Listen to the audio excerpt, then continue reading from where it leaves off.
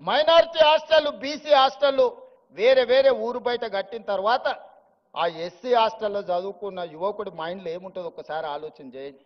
మేము ఎస్సీలం దళితులం కాబట్టే కదా ఊరు బయట మాకు బడి పెట్టిరని అనుకుంటున్నాం.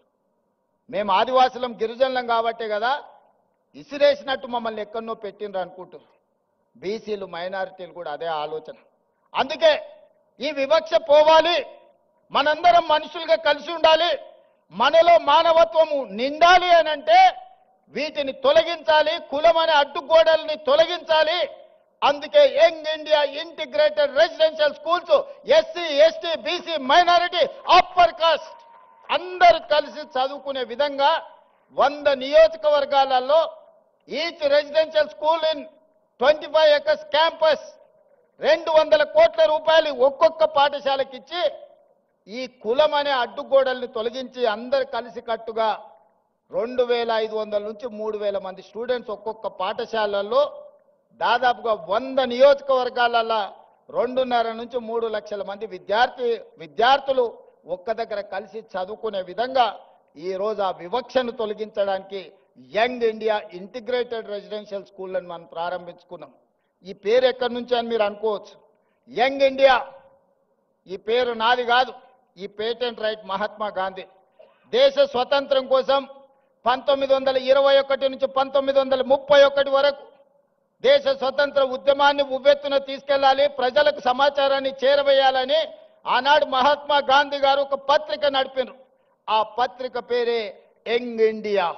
ఆ యంగ్ ఇండియా స్ఫూర్తితోనే మహాత్మా గాంధీ గారు ఇచ్చిన సందేశంతో ఈరోజు యంగ్ ఇండియా ఇంటిగ్రేటెడ్ రెసిడెన్షియల్ స్కూల్స్ని మనం స్టార్ట్ చేసుకున్నాం. ఇదే కాదు, స్కిల్స్.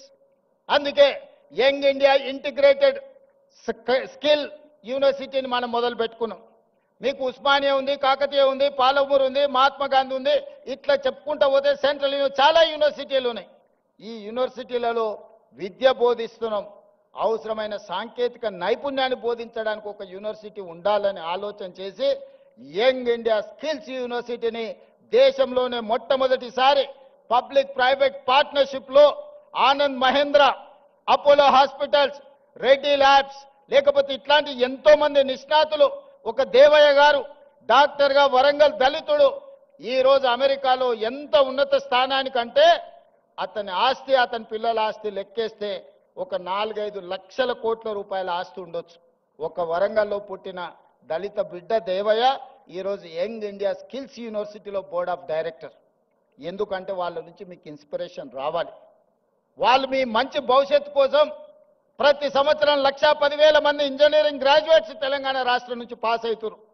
వాళ్ళ తల్లిదండ్రులు గ్రామాలలో ఉండే, అయ్యా మా పిల్లగాడు ఇంజనీరింగ్ చదువుకున్నాడు, పెద్ద నౌకరీ అయ్యా, నువ్వు ముఖ్యమంత్రి అని వస్తుంటారు కొడంగల్ నుంచి. వాడిని పిలిచి అప్లికేషన్ పెట్టుకోరంటే వానికి రాయనికి వస్తలేదు. వేరే పని చేసేటోనికి పని ఇప్పించుడు నాకు అలకగా ఉన్నది, ఇంజనీరింగ్ చదివిండి అంటే ఇప్పించుడు చాలా కష్టంగా ఉన్నది. ఇది నేను కొంచెం బాధతో చెప్తున్నా.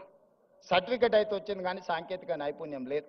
అందుకే యంగ్ ఇండియా స్కిల్స్ యూనివర్సిటీ ప్రారంభించి ఆ పిల్లలకు శిక్షణ నైపుణ్యాన్ని ఇచ్చి వాళ్ళని ప్రయోజకులను చెయ్యాలి.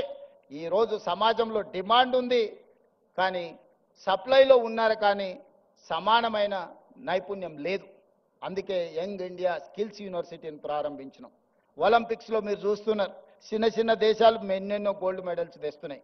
మన దేశానికి ఎప్పుడు అందులోకి పోయేటానికి కూడా వస్తలేదు. టీవీ కాడ చూసి సప్పట్లు కొట్టే సినిమాలో నేను చూసిన సునీల్ గవాస్కర్, సచిన్ టెండూల్కర్, గచ్చిబౌలి దివాకర్ అని బ్రహ్మానందం డ్రెస్ వేసుకొని కూర్చుంటాడు.